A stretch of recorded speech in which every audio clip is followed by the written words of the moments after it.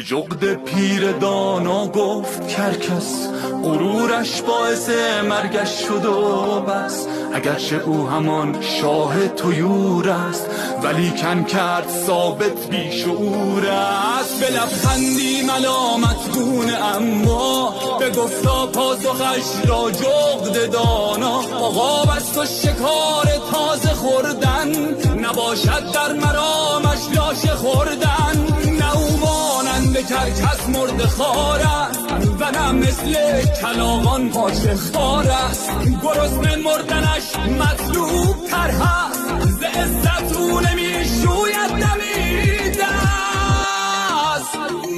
مهم باشد چگونه زیست کردن، نیرزد زندگی با یوغ گردن. گرسنه چون عقابی پیر مردن، به از مانند کرکس مرده خوردن. مهم باشد چگونه زیست کردن، نیرزد زندگی با یوغ گردن. گرسنه چون عقابی پیر مردن، به از مانند کرکس مرده خوردن.